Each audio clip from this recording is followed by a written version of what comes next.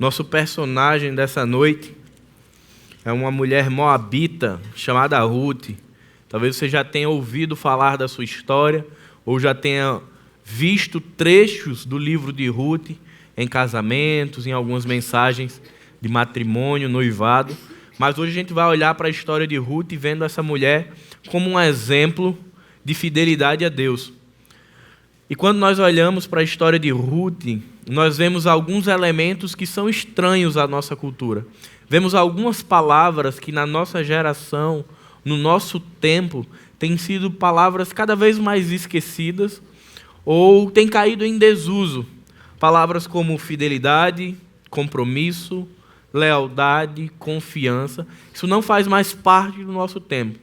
Vivemos um tempo onde vivemos uma cultura de utilidades.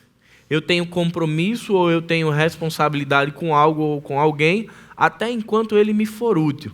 A partir do momento que essa relação de utilidade ela se desfaz, também não é muito difícil descartar alguém ou algo que parecia que tínhamos compromisso.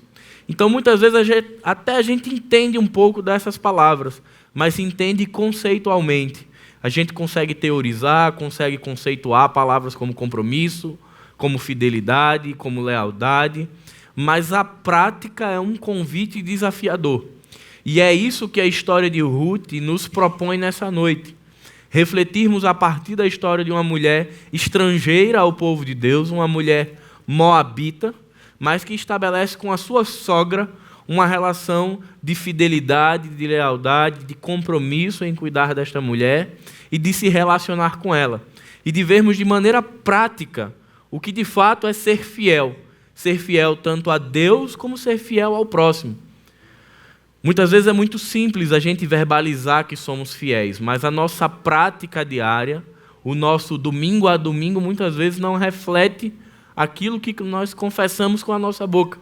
Então, Ruth vai trazer algumas lições para nós pensarmos a respeito de como tem sido a nossa vida, de como tem sido o nosso relacionamento com Deus e com pessoas. A história de Ruth, ela traz a ideia de fidelidade como uma decisão, uma escolha. É uma história que começa diante de uma tragédia, de um processo de imigração, e vai ter dentro dessa história elementos como morte, tristeza, abandono, saudade de casa, luto, escassez de mantimentos e de recursos, mas mesmo assim, em um tempo adverso, essa mulher decide ser fiel. E por que é importante ressaltarmos o tempo onde que Ruth está inserida? Porque ser fiel quando o vento é favorável é sempre mais simples. Quando tudo nos coloca numa situação de conforto e de comodidade, é mais simples desenvolvermos uma aparente relação de fidelidade. Mas Ruth traz justamente a ideia de uma fidelidade num tempo adverso, em um tempo difícil, onde o vento é contrário.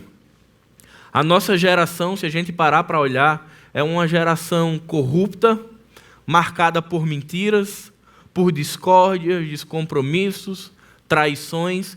Se a gente parar para observar a teledramaturgia, o cinema ou qualquer outra coisa, é o que mais vende. É o que mais atrai o público a uma vida irresponsável, descompromissada, mentirosa e fingida.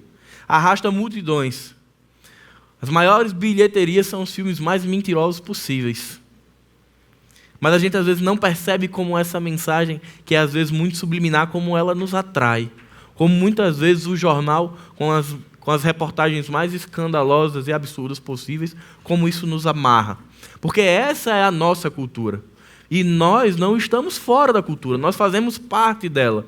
Então o nosso desafio é remar contra a maré e desenvolver uma vida que é contrária à cultura que o mundo propõe. E não é fácil. A nossa história é como a de Ruth, é ser fiel num tempo adverso, num tempo que nos sufoca, num tempo que nos oprime literalmente e que tende a nos convidar para uma vida de ilegalidade. Eu vou aqui me relacionando enquanto é interessante. Se a gente parar para olhar algumas estatísticas do povo brasileiro, a gente fica profundamente triste. No Fórum Econômico Mundial, o Brasil foi eleito o 4º país mais corrupto do mundo. Talvez você esteja pensando que essa pesquisa é sobre político, mas não, é sobre população. A população brasileira é considerada a quarta mais corrupta do planeta. A pesquisa Data Popular em 2016 diz que 70% de toda a população brasileira já teve práticas desonestas. Colou na prova, levou para casa alguma coisa que não era sua, falou alguma mentira no trabalho, coisas que aparentemente são muito pequenas, que o impacto social é pequeno, mas eles vão além e perguntam: você já teve alguma conduta, por menor que seja, que foi desonesta? 70% da população diz que sim. Os outros 30% eu acho que não quiseram responder. A mesma pesquisa ela vai dizer que 41% da população já teve em algum momento uma relação de infidelidade. E aqui não é infidelidade conjugal, é infidelidade relacional. Às vezes alguém lhe conta alguma coisa e confia a você algo que é dela, que é pertencente ao universo dela. Mas como nós queremos espalhar as boas novas, né, a gente conta para o próximo. Aí o próximo conta para o outro próximo. Se a gente fizesse isso com o evangelho, era bom. E na pesquisa isso é tratado como infidelidade. Então, 41% da população ela se enquadra nesse perfil que já foi infiel com alguém. E o dado mais surpreendente é que apenas 7% da população brasileira diz confiar em outra pessoa. Significa que nós, que representamos cerca de 40% ou 42% da população brasileira, nós, cristãos evangélicos, não confiamos uns nos outros. Isso nada mais é do que reflexo de uma cultura corrupta, caída e destroçada pelo pecado. E é nosso papel e é nossa missão estabelecer na terra uma cultura do reino, com valores do reino, com princípios do reino. Então, falar de fidelidade é uma necessidade para uma geração caída. Se queremos ser uma geração de valor, no meio em um tempo sem valor, um dos princípios que nós precisamos começar a nos abraçar é de sermos fiéis a Deus. Mas não uma fidelidade que é somente espiritual. Eu só sou fiel a Deus. Mas é uma fidelidade que deságua no próximo, que deságua nas minhas relações com a igreja, nas minhas relações com o trabalho, nas minhas relações com os estudos e em todos os ambientes que eu sou, porque aquilo que eu tenho com Deus, ele apenas reflete nos outros ambientes. Então, quando eu penso fidelidade a Deus, eu não tenho como dissociar da fidelidade aos princípios de Deus aqui na terra. E é isso que Ruth vai nos ensinar nessa noite, de como vivermos essa fidelidade de uma maneira prática, de uma maneira aplicada. Abra sua Bíblia em Ruth 1, capítulo 1, verso 1. O texto diz: na época em que os juízes governavam, houve fome na terra. Por isso, um homem de Belém de Judá foi morar por um tempo na terra de Moabe, com sua mulher e os seus 2 filhos. O verso 1 do capítulo 1, ele já trata de nos ambientar no contexto de Ruth.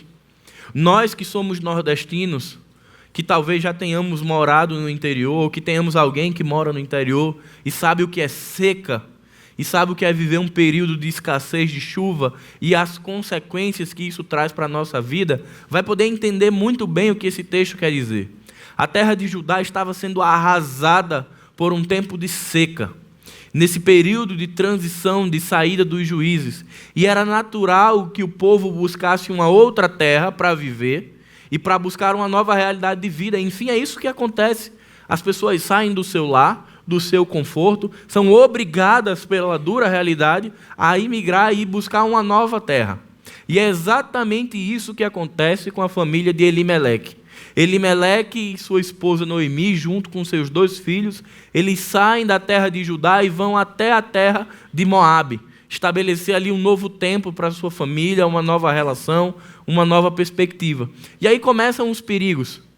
O texto vai contar ainda no capítulo 1 que os filhos de Elimeleque se casam com moabitas, Orfa e Ruth. E ali se estabelece agora uma relação entre povos, um povo de Judá com um povo de Moabe. Mas o texto no capítulo 1 ele é muito dramático, porque Ruth é uma pessoa como eu e você. Ela sofre, ela tem perdas, elas têm lutas. E quando a gente vai ler no capítulo 1, a gente vê que uma família que sai com o coração cheio de esperança de um novo tempo, cheio de perspectiva de uma nova realidade. De repente, quando está a família estruturada, os filhos casados, um novo tempo, uma nova terra, Elimeleque morre. E aí começa o período de tragédia na vida dessa família. Primeiro o patriarca morre. Alguns anos depois, os filhos deste patriarca também morrem. E agora o cenário é de destruição. É um cenário de tragédia. Sobra Noemi, sobra Orfa e sobra Ruth. E talvez a gente não tenha dimensão do que significa ser mulher e ser viúva neste tempo.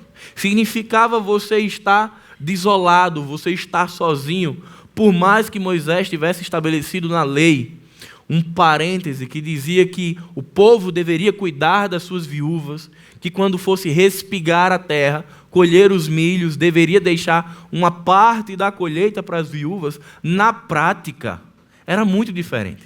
Essas mulheres viúvas que iam para os campos, muitas vezes, fazer a respigadura, elas eram abusadas sexualmente.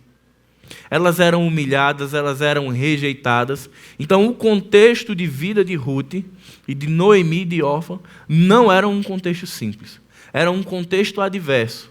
E é por isso que o papel de Ruth e a conduta de Ruth e as suas escolhas se destacam tanto. No meio de um período de angústia, de aflição, de dor, de tristeza, de vazio, de saudade, de luto.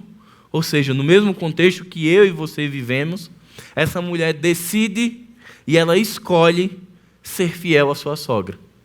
E isso é reflexo da fidelidade do Deus que ela haveria de conhecer. Verso 8 e 9 do capítulo 1 diz: Noemi disse às suas noras: Ide e voltai cada uma para a casa de sua mãe, e o Senhor seja bondoso convosco, assim como fostes bondosa com os que faleceram e também comigo. Queira o Senhor que cada uma de vós encontre segurança na casa de outro marido. Mas quando as beijou, elas começaram a chorar em voz alta.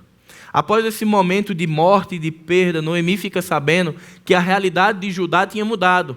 Aquele período de seca que tirou ela da sua terra tinha passado, agora Judá estava próspera. E Noemi decide então voltar para casa. Mas perceba, enquanto Noemi está voltando para casa, Orfa e Ruth estão se tornando estrangeiras, porque elas não eram da terra de Judá. E inicialmente na caminhada, as duas acompanham a sua sogra. Mas em um dado momento, Noemi para e diz: olha, para e pensa. Vocês estão indo para uma terra estrangeira, eu já estou velha, eu não tenho como conseguir maridos para vocês. É interessante que vocês voltem para a sua terra. Voltem para Moabe e tentem se restabelecer na terra de vocês. E o texto vai contar no verso 10 e no verso 14 que houve duas respostas distintas. Noemi propõe o retorno para casa, a Orfa topa, mas Ruth não. Verso 10. E lhe disseram: sem dúvida voltaremos contigo para o teu povo. Mas Noemi respondeu: voltai, minhas filhas, porque vireis comigo? Poderia eu ainda ter filhos para lhes dar maridos? Voltai, minhas filhas. Ide, pois já estou velha demais para me casar. Ainda que eu dissesse que há esperança, e me casasse esta noite e depois tivesse filhos, por acaso esperarias até que eles crescessem? Esperarias por eles sem se casar? Não, minhas filhas. A minha amargura é maior do que a vossa, pois a mão do Senhor se voltou contra mim. Então elas começaram novamente a chorar em voz alta. Em seguida, Orfa despediu-se de sua sogra com um beijo, mas Ruth permaneceu. Eu não quero aqui denegrir a imagem de Orfa, porque a conduta de Orfa de voltar para casa nesse cenário é completamente compreensível, natural e previsível. Provavelmente, muitos de nós tivéssemos a mesma conduta. Eu estou indo para uma terra estrangeira, eu não sei como vai ser o meu futuro, eu posso não ser aceita. É mais inteligente voltar para a minha terra e tentar recomeçar onde está a minha parentela. Então, o que Orfa faz é natural. O que nos salta aos olhos é a postura de Ruth. Ruth faz uma aposta muito alta quando ela diz que vai permanecer com sua sogra, porque ela não sabia o que a esperava na terra de Judá. Ela não sabia como seria o seu desenvolvimento, se alguém abraçaria, se alguém seria o resgatador dessa família, se haveria mantimentos, se ela seria aceita entre o povo. Era uma aposta de alto risco, o que Ruth estava fazendo, mas o texto diz que ela decidiu ser fiel a Noemi. E a partir dessa decisão, Ruth tem convicção de que não deve abandonar sua sogra. Verso 16. Mas Ruth respondeu: não insistas comigo para que te abandone e deixe de seguir-te, pois aonde quer que fores, eu irei também. E onde quer que ficares, ali ficarei. O teu povo será o meu povo, e o teu Deus será o meu Deus. Ruth faz uma afirmação emblemática. Ela está dizendo para a sua sogra Noemi que ela não está avaliando a circunstância. Ela apenas diz: eu estarei com você. Para onde você for, eu irei. Onde te deitares, eu me deitarei. O teu Deus será o meu Deus. E é essa convicção de Ruth, é essa postura arrojada, corajosa e de fé e fidelidade que Ruth tem com sua sogra, que alimenta o nosso espírito para termos uma fidelidade prática com Deus. Nós podemos extrair 4 lições a partir da vida de Ruth no capítulo 2. Capítulo 2, versos 2 e 3.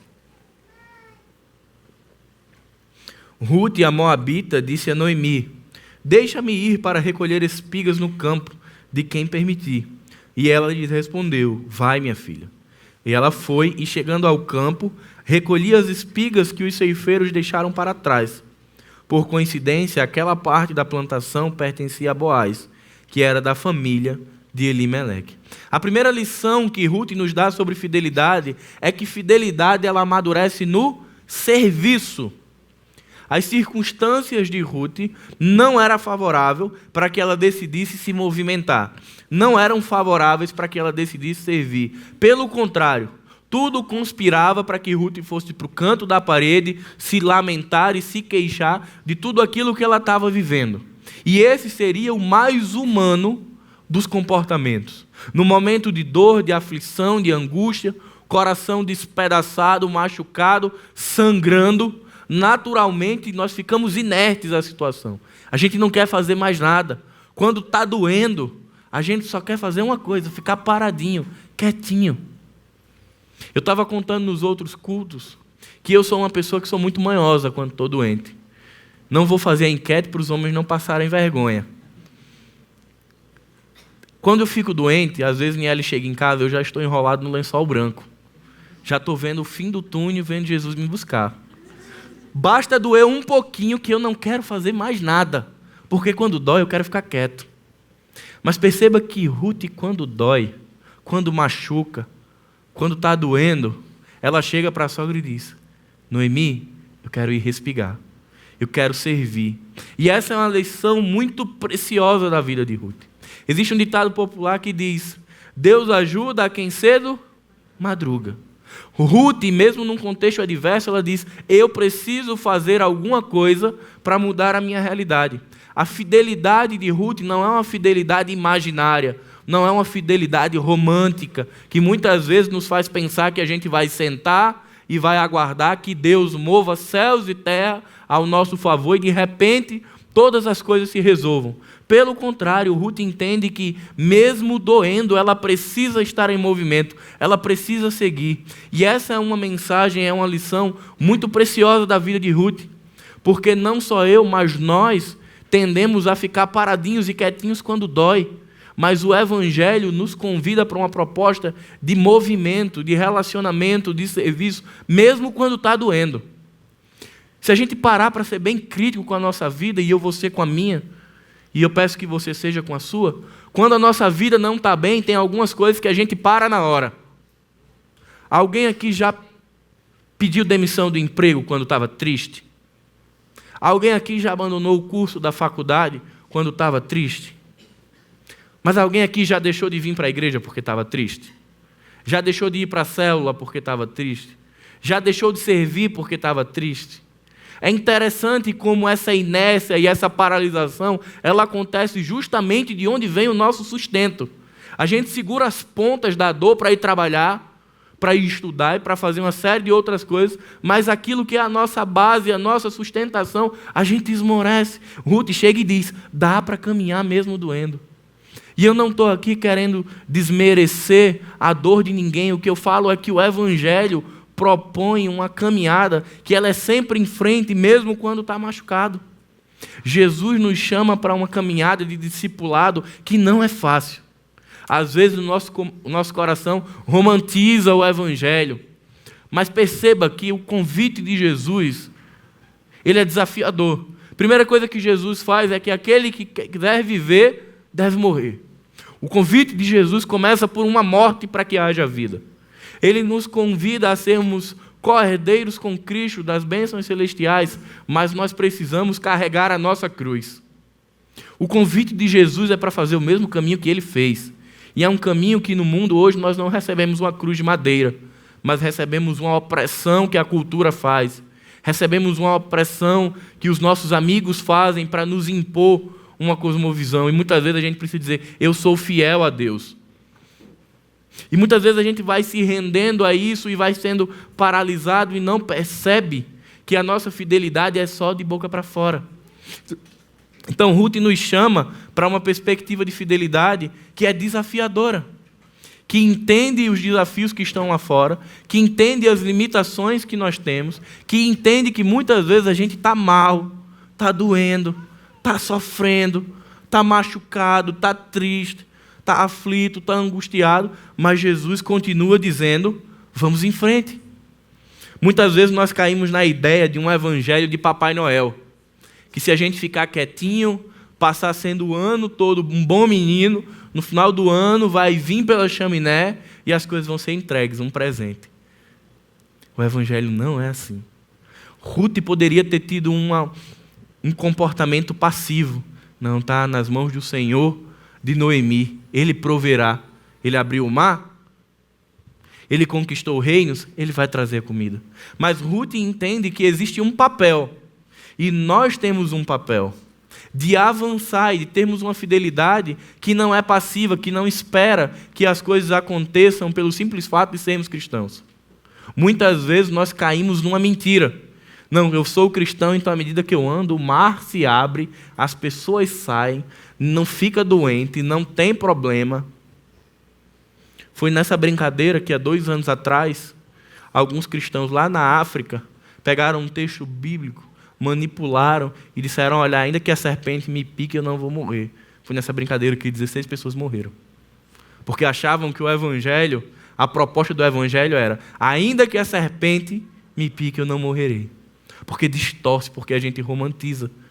Mas Ruth, ela é a mais humana dos personagens.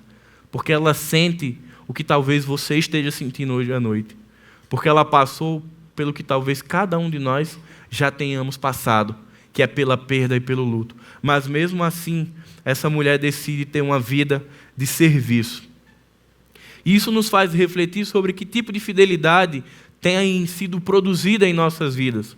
Uma fidelidade que aguarda, confia e avança, ou uma fidelidade que nos põe sentados, aguardando que Deus faça algo em favor de nós. Tiago 2,20 diz que a fé sem as obras é morta. É a ideia de que enquanto eu creio e espero em Jesus, eu também produzo algo. Eu também faço algo da minha vida, mas enquanto eu faço este algo, eu aguardo os direcionamentos e os planos de Deus para a minha vida.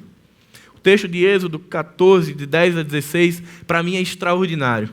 Talvez você se recorde muito bem da cena. O povo sai do Egito, Moisés conduzindo o povo para a libertação. Deus põe o povo na frente do mar. E eu imagino o desespero do povo, a aflição no coração do povo, olhando para trás. Lá vem Faraó, lá vem o exército de Faraó e aquela inquietude. E aí Deus vai e diz para Moisés, diga ao povo que marche. Toda a vida que eu leio esse texto, eu fico olhando, Deus. Eu olho e digo, Deus, como é que o Senhor diz uma coisa dessa? O mar na frente era para o Senhor ter dito, diga ao povo que nade. Mas Deus, ele é curioso, ele diz ao povo que marche. Marchar para onde, Senhor? Não tem terra, tem mar. Sabe o que é interessante? É que primeiro diz ao povo, primeiro Deus diz ao povo, vai. Depois ele abre o mar. Se o povo não marcha, o mar não se abre. O passo de ir em direção ao mar é um passo de fé e fidelidade. Quantas e quantas vezes eu não deixo de seguir em frente porque eu não tenho fé de dar o primeiro passo. E muitas vezes eu quero que a minha verdade, que o meu evangelho seja: Deus, primeiro abre o mar, deixa eu ver a terra seca, depois eu vou. Quando na verdade o Senhor diz: primeiro você vai, depois eu abro o mar. Essa é a proposta de fidelidade de Ruth.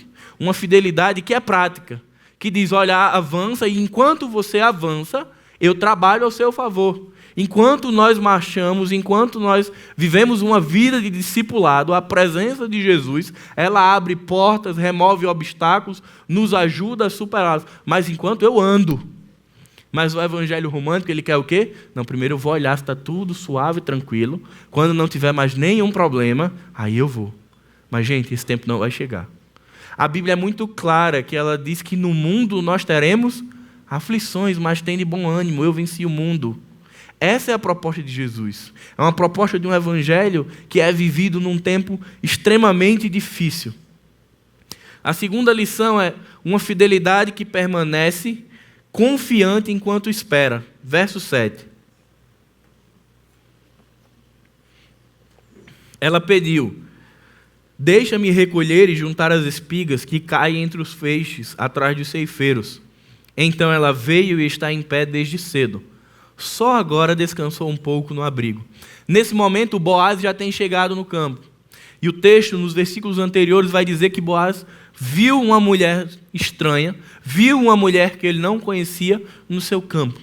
E isso fez com que Boaz fizesse uma pergunta aos seus ceifeiros: quem é aquela mulher? E a resposta dos ceifeiros fala de uma conduta extremamente desafiadora que Ruth tem. O texto diz que ela chegou cedo e que ela estava em pé. Se você ler um pouco antes, a estrutura dos campos de Boaz, existiam abrigos confortáveis, com sombra, onde ela poderia ter ido repousar. Ela poderia ter ido pelo caminho mais simples, mais confortável. Mas o evangelho tem algumas questões muito particulares. Nem sempre o caminho mais confortável é o melhor caminho. Nem sempre o caminho mais confortável é o que nos faz chegar até Deus. Ruth escolhe fazer o caminho mais difícil, ficar em pé, provavelmente num sol escaldante. E, queridos, ela não tinha um sombreiro mexicano para fazer nenhuma sombrinha sobre ela. Provavelmente ela não estava com protetor fator 70. Provavelmente ela não tinha uma água de coco geladinha ou uma coquinha. Ela estava ali em pé no sol quente, esperando o momento onde ela iria respigar. Porque primeiro vinham os ceifeiros e tinha um momento onde eles passavam e ninguém ia.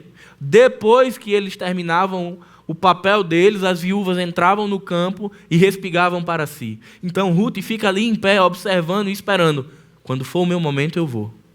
Mas será que a nossa geração imediatista e ansiosa, ela é capaz de esperar?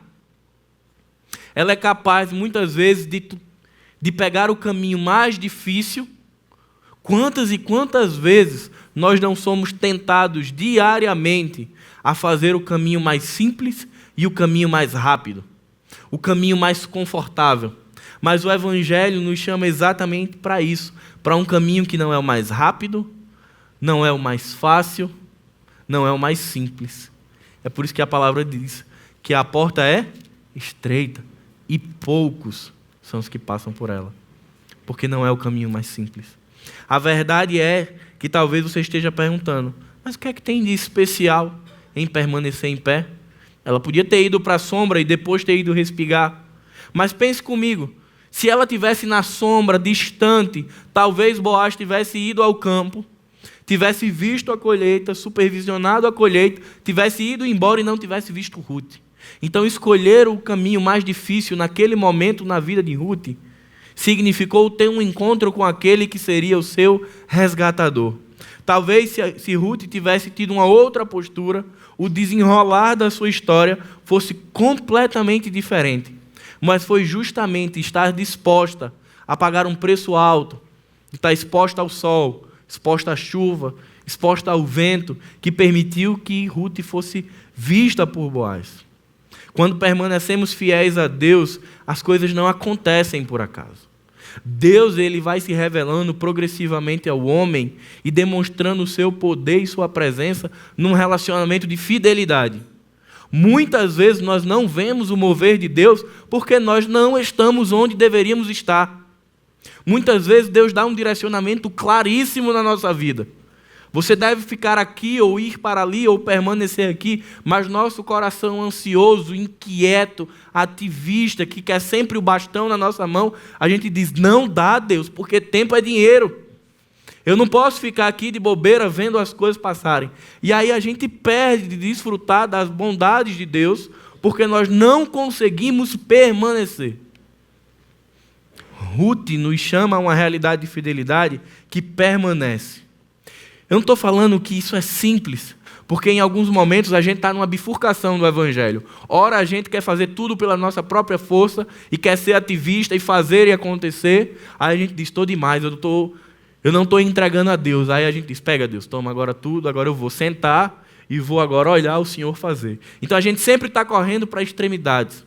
Ruth nos chama a uma realidade de fidelidade que se desenvolve no eu preciso fazer, mas preciso esperar a orientação de Deus.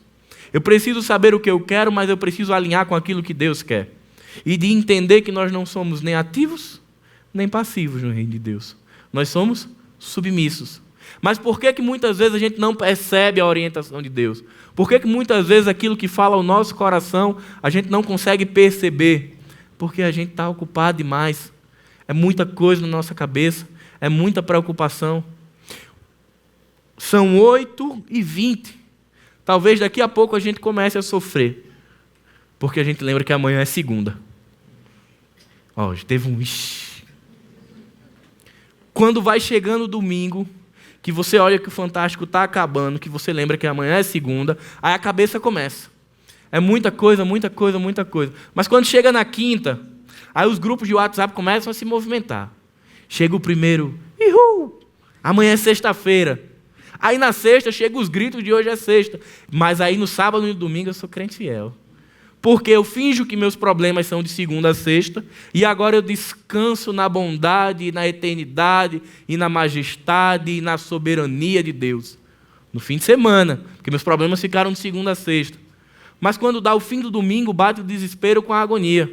Porque a gente lembra que amanhã está tudo lá nos esperando. A fidelidade que Ruth propõe é uma fidelidade de domingo a domingo. Que ela se desenvolve no fim de semana, onde está tudo descanso, onde está tudo confortável, mas que ela aparece no meio da semana, sendo resposta de Deus para os nossos desafios. Essa proposta de vida, de fidelidade madura e equilibrada, nós podemos ter a partir do momento que nós tomamos uma decisão. Quantas vezes nós não atribuímos às circunstâncias um peso e um tamanho maior do que o que elas têm? Quantas vezes a nossa fidelidade com Deus, ela é temporal? Perceba que a situação de Ruth era extremamente difícil, mas ela permanece fiel, independente da circunstância. Mas muitas vezes eu, Paulo, sou tentado a permanecer fiel em Deus até enquanto eu acho que Deus é capaz. Determinadas coisas eu consigo ser fiel. Eu digo, essas aqui Deus resolve fácil. Mas algumas é como se a gente dissesse, eu acho que essa aqui Deus não vai responder não. Parece que a gente serve a um Deus que tem uma estatura e que a gente mede Ele com os nossos problemas. Então aquilo que Ele é do mesmo tamanho ou maior, a gente acredita. Mas quando o problema é muito grande, a gente esquece de Deus. E crente tem esse problema sério de amnésia espiritual. A gente esquece a nossa trajetória com Deus, a gente esquece a história da redenção, a gente esquece que fomos salvos do pecado, que fomos salvos da ira, que fomos salvos da condenação. E pequenas coisas ou circunstâncias simplesmente nos apavoram e querem nos devorar, porque nós não nos lembramos do Deus ao qual nós servimos, porque está lá no passado. E quanto mais tempo de cristão você tem, pior fica essa doença. Porque a gente começa a mudar a relação e achar que Deus é servo e eu sou Senhor. A gente esquece do tamanho e do significado da salvação em Cristo Jesus. A gente esquece das promessas de Deus, onde Ele diz que toda sorte de bênçãos celestiais estão guardadas para nós. E depois de um certo tempo de caminhada, a gente começa a cobrar Deus. A gente começa a dizer, Senhor, está com 15 dias que eu orei, passei uma lista e até agora nada. E a gente estabelece uma relação onde nós somos senhores e Deus é servo. E a gente acha que está numa relação de fidelidade porque diz assim, não, mas eu estou orando, estou praticando as disciplinas espirituais. Quantas vezes, de uma maneira sorrateira, a gente inverte e a gente se torna senhores de Deus. E cobramos e nos queixamos e perdemos de vista a graça de Deus e perdemos de vista aquilo que Ele já fez por nós. A terceira lição é uma fidelidade que responde à graça. Verso 10 a 12.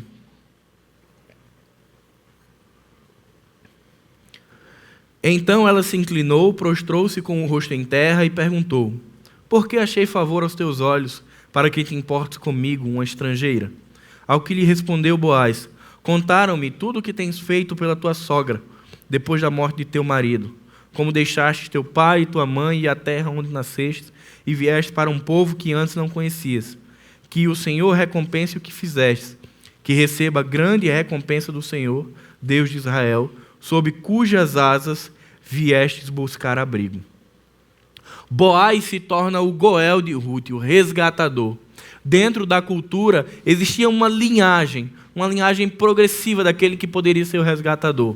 Boaz não era o resgatador direto, existia alguém ainda antes dele que poderia ser o resgatador de Ruth. O texto vai dizer no capítulo 3 que ele vai até esse homem, conversa com esse homem, pergunta se ele quer ser o resgatador, e esse homem diz, não quero. Boaz chama alguns homens e ali ele sela com as testemunhas um pacto e diz, então eu assumo. Eu serei o resgatador de Ruth e de Noemi. E a partir daí, uma história que começa com desgraça, ela se torna uma história de graça. O que no início era trevas, agora se torna bênção. Uma mulher que começa totalmente discriminada, sendo uma viúva, sendo mulher numa cultura hostil, ela agora se torna alvo da graça de Deus por meio de Boaz. A história de Ruth vem nos falar de uma fidelidade que é uma resposta à graça de Deus. Se nós olharmos 1 João 4,19, o texto vai dizer, nós o amamos porque ele nos amou primeiro. Perceba que Ruth faz uma pergunta a Boaz. Ela chega e diz, Boaz, o que é que você viu de bom em mim? O que foi que eu fiz para merecer a sua bondade? No caso de Ruth, Boaz aponta para a história dela. Ele diz, olha, a tua história, a tua fidelidade, o teu relacionamento com a tua sogra encontrou lugar no meu coração. Mas eu queria que a gente perguntasse hoje na nossa relação com Deus. O que foi que eu e você tínhamos que agradou? O que é que tinha de belo na nossa vida que fez com que o Senhor se inclinasse para nós? Quais foram as motivações de Deus em resolver nos amar? Às vezes a gente esquece. Lembra da amnésia espiritual? Às vezes a gente diz, não, eu sou uma pessoa boníssima. Deus me escolheu a dedo, no meio da multidão. Ele olhou para mim e disse, és o melhor, vem para cá. Gente, não foi assim. A palavra diz que nós éramos como trapos de imundície. Mas foi o amor e a graça de Jesus que se manifestou e que se revelou a nós sem que nós merecêssemos. Simplesmente porque Ele nos amou primeiro. Simplesmente porque quando houve a queda, Deus já havia prometido a redenção. Não porque o homem era bom, não porque o homem tinha feito algo que justificasse, mas porque Deus nos amou. E essa é a graça que está no texto de Ruth, e essa é a graça que está hoje aqui. Pessoas que estavam sozinhas, solitárias, no mundo vazio, no mundo frio, hoje estão numa comunidade salva, lavada e remida pelo sangue de Jesus. Mas por que a gente esquece disso? Por que a nossa vida não responde todos os dias a essa verdade? Por que a gente espera o culto de ceia? Por que no culto de ceia a igreja fica tão lotada? Tem que ter um memorial mensal para a gente lembrar do que Jesus fez. Tem que ter um memorial mensal para nós lembrarmos que nós temos um resgatador. Por que tantas vezes nossa vida fica num loop infinito, 29 dias, e a gente submerso em problemas, porque a gente não consegue parar e olhar para Jesus e entender a presença perene e perpétua dele em nossas vidas. Sermos fiéis a Deus não significa uma vez por mês, Não significa ser fiel quando o vento é favorável. Não significa ser fiel quando o nosso contexto é favorável. Significa permanecer em Cristo todos os dias. Certa vez, o Wisby disse: olhe para si mesmo e ficará angustiado. Às vezes a gente para em casa e faz uns exercícios meio malucos, né? A gente diz: vou dar uma olhada como é que está o orçamento. Aí você olha, não, deve estar errado, botei alguma coisa em dobro aqui. Aí você olha de novo, começa a ficar aflito, porque vida de brasileiro é um clássico, né? Aí você diz: não, eu vou olhar para o outro, porque geralmente a grama do vizinho é mais atraente. O Wilson vai dizer que quando eu olho para o outro eu fico deprimido. Aí você diz: não é possível, eu vou conversar com fulano, porque no Instagram a vida dele é top. É na praia, é coco geladinho, é sempre sorrindo, bonito. Meu amigo, eu vou conversar com aquele cara porque vai melhorar minha autoestima. E aí você vai conversar, depois de 10 minutos você quer fugir, porque você descobre que a vida dele também é cheia de problemas como a sua. Só que o Wisby, ele conclui dizendo: olhe para Jesus e seja abençoado. Olhe para você mesmo e fique em angústia. Olhe para o próximo e fique deprimido. Mas se você quer ser abençoado, olhe para Jesus. Se você quer desenvolver uma fidelidade que se desdobra na sua vida, ela é em Jesus. Se você quer olhar para os seus problemas e entender que eles não são maiores do que você, porque por trás deles existe o Senhor da história, existe o Rei dos Reis, o Senhor dos Senhores, nós precisamos estar olhando para Jesus.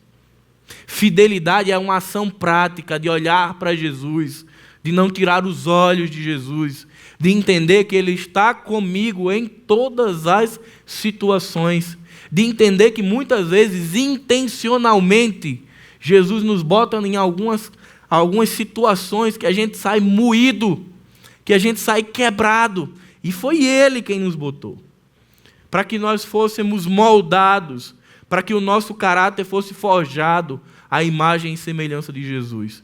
E de mesmo assim a gente ser bem arrochado e dizer: eu estou com Jesus. O tempo está difícil, eu estou com Jesus. O tempo está bom, eu estou com Jesus. O apóstolo Paulo sofreu, num bom nordestino, sofreu pão que o diabo amassou. Mas quanto mais ele sofria, mais íntimo ele ficava de Deus. Sabe por quê? Porque o sofrimento ele existe na vida do cristão para nos lembrar que nós somos dependentes, para nos lembrar que nós não somos autossuficientes. Eu me preocupo quando a vida de um cristão está boa demais, porque muitas vezes nós somos enganados e somos levados a pensar que fizemos alguma coisa para estar nesse tempo. Mas quando o negócio aperta, a gente sabe que só tem um lugar de refúgio, de segurança, que é em Jesus. Então, muitas vezes você está aqui hoje à noite passando por uma pedreira na sua vida, passando por um aperto. Mas esse é o momento da gente deixar de olhar para o aperto e olhar para Jesus. E entender que tudo isso que é temporal, tudo isso que é circunstancial, isso continua repousando na mão do Deus que é todo-poderoso. E que é a Ele e nele que eu preciso descansar. É esse tipo de fidelidade que se constrói, que amadurece, que se desenvolve no caos, na dor, no sofrimento. É ela que nos deixa ligados com o Pai. Porque quanto mais a gente sofre, mais sólida fica a nossa relação com Deus. E por fim, uma fidelidade que é compartilhada. Verso 16 a 18. Tirai também dos feixes algumas espigas, e deixai-as cair, para que ele as recolha e não as impeçais. Assim que ela recolheu espigas naquele campo até a tarde, e depois debulhou o que havia recolhido, e havia quase uma éfa de cevada. Então ela carregou a cevada e foi à cidade. E sua sogra viu que ela havia recolhido. Rute pegou o que havia sobrado de sua refeição e ofereceu a ela. Quem aqui gosta de fazer as coisas da maneira mais difícil possível? Tem alguém? Não, né? Geralmente a gente quer o mais simples. Esses dias eu estou até besta em casa, porque eu descobri uma tecnologia nova, ventilador com controle remoto, que eu não sabia que existia isso. Comprei esse ventilador com controle remoto. Minha felicidade agora é ligar o bicho de onde eu estou e desligar, maravilhado. Porque o ser humano ele gosta do que é mais fácil. Quanto mais simples, melhor. Se a gente pudesse entrar em casa e não ter nenhum interruptor, já seria uma facilidade. Se tudo pudesse ser automatizado, seria melhor ainda, porque a gente quer o mais confortável possível. Só que esse texto, do verso 16 ao 18, reflete uma conduta diferente de Ruth. A missão de Ruth e o acordo de Ruth com Noemi foi: me deixa ir respigar.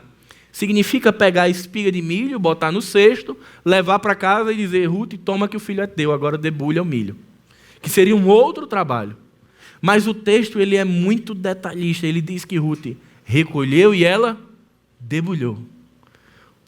O que chegou na casa para Noemi não foi espiga de milho, foi milho debulhado. E talvez você pense: o que é que isso tem de especial?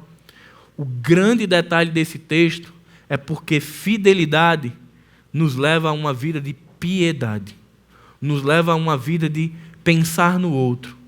Muitas vezes o caminho mais simples é pensar no meu. Eu fiz o meu, vou passar a bola, cada um que faça o seu. Quantas vezes nós não somos convidados a pensar assim: não, cada um tem seu papel, eu já fiz o meu, problema dele, ele que se vire. Ele não tem como fazer, não, cada um faz o seu. Ruth, ela cumpre o que prometeu a Noemi, ela respiga, mas ela vai e debulha. Ela pensa na sua sogra, ela considera a idade da sogra, as condições da sogra, e ela já leva o milho debulhado. Gente, será que isso faz parte da nossa geração? Será que nós, que somos discípulos de Jesus, temos esse tipo de fidelidade que me faz olhar para o próximo e servir ao próximo? Que me faz olhar para alguém que caminha comigo e dizer: o que eu posso fazer para abençoar a vida dela? Ou nós caímos num círculo do evangelho do nosso próprio umbigo: eu fiz o meu, cada um que faça o seu. Ruth vem nos chamar a ter as fronteiras do evangelho alargadas, a ter a fronteira da compreensão de fidelidade alargada e entender que a fidelidade que eu tenho a Deus, eu tenho também com a comunidade, eu tenho também com as pessoas que fazem parte da minha vida, que eu tenho com o meu povo, que eu tenho com a minha nação, porque ninguém serve a Deus numa relação unilateral. Eu sirvo a Deus e a minha vida com Deus se desdobra aqui com vocês, se desdobra amanhã no meu trabalho.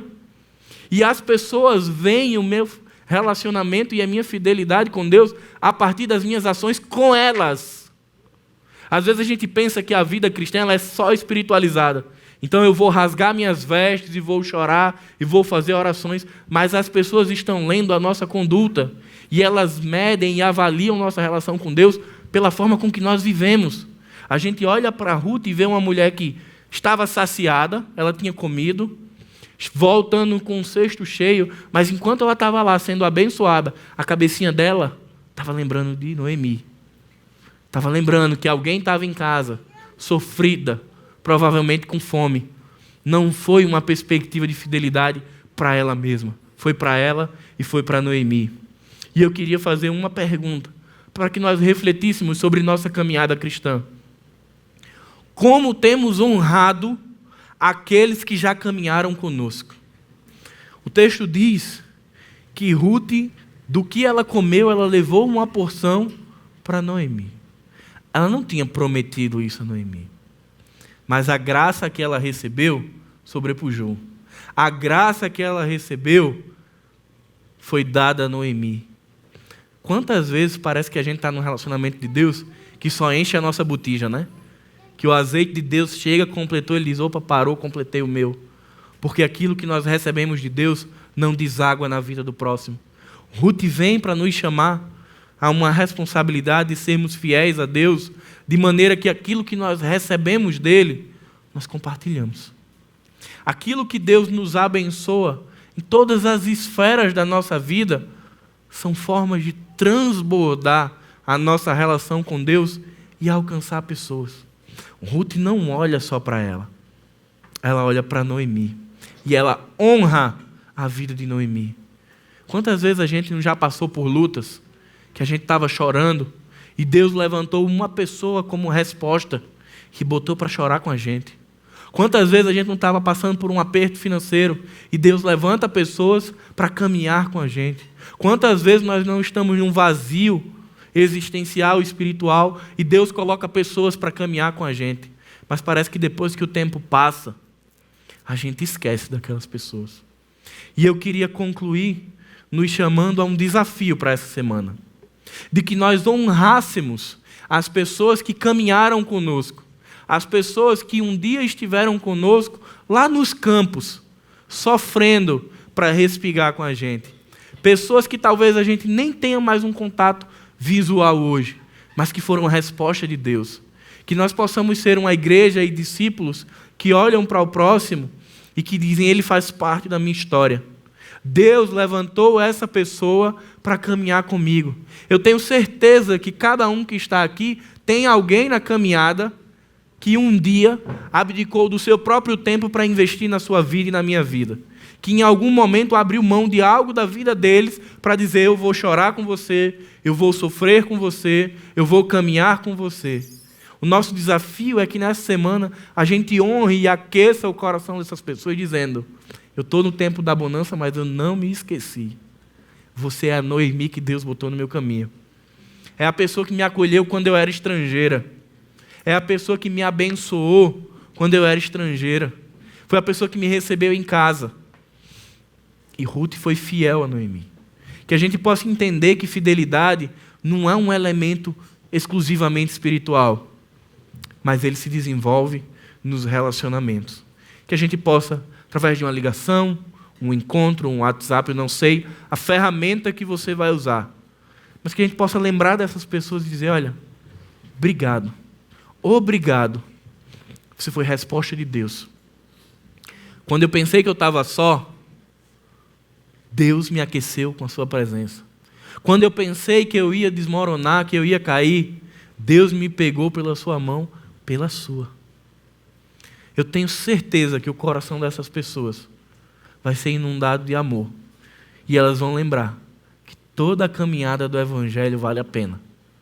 Que é uma caminhada que é difícil, que é desafiadora, mas que é possível. Cristo nos aguarda na eternidade enquanto nós nos desenvolvemos nesse tempo, nessas circunstâncias, no transitório. Mas que nós venhamos a desenvolver uma característica que essa geração já não conhece: fidelidade. Uma fidelidade que é vertical, ela encontra o Pai, mas que ela se desdobra em todos os nossos horizontes. Porque muitas vezes é amando, cuidando e honrando ao próximo que nós revelamos a presença de Jesus em nós. Amém? Pai, muito obrigado, Senhor, por esse tempo. Muito obrigado pela Tua palavra, Pai. Muito obrigado pelo Teu cuidado em nossas vidas. Nós te pedimos que o Teu Espírito que habita em nós, Pai, Ele traga a nossa memória, a nossa história, a nossa trajetória, a nossa caminhada de discipulado, Pai. Que nós possamos honrar o Teu nome, Pai.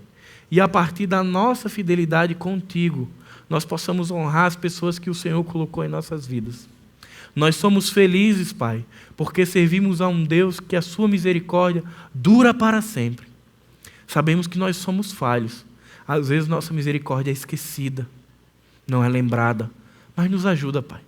Mesmo em meio a tanta falha, mesmo em meio a um mundo tão adverso, um cenário tão caótico, nos ajuda a sermos fiéis à Tua palavra, ao Teu Evangelho, ao nosso relacionamento contigo e de mostrarmos ao mundo, Pai, e às pessoas que fidelidade a Deus se mostra na prática.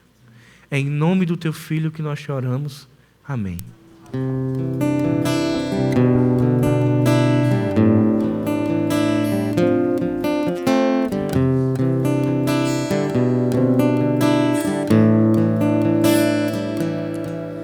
Cada vez que eu abrir a minha boca, cada vez que eu olhar na direção de alguém, cada vez que passo a passo eu chegar em algum lugar, seja a Tua voz, sejam os Teus olhos, sejam os Teus pés. Cada vez que eu tocar num rosto em pranto, cada vez que eu fizer o que já não se faz, cada vez que em silêncio eu dou ar a outra face, tuas mãos vem a tua graça e o teu amor. Eu quero te servir, eu quero te obedecer, viver tua vontade, refletir tua verdade, te honrar com minha vida, em tudo te adorar. Mestre, amigo, amado Jesus, este é o meu querer, este é o nosso querer, Senhor.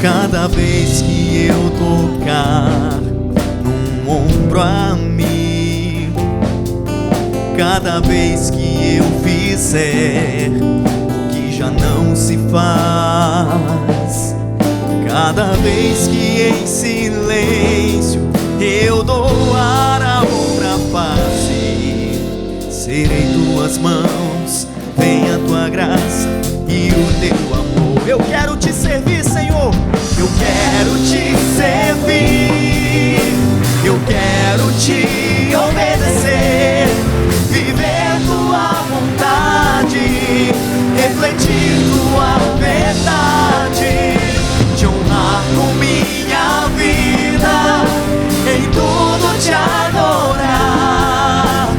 Mestre, amigo, amado Jesus, este é o meu querer, este é o nosso querer, Senhor, estarmos junto a Ti, sermos fiéis aos nossos irmãos. Este é o meu querer, sim, Senhor, é tudo que eu quero, é o meu querer, é o meu maior desejo. Eu quero te servir, eu quero te obedecer, viver tua vontade, refletir tua verdade, te honrar com minha vida, em tudo te adorar. Mestre, amigo, amado Jesus, este é o meu querer.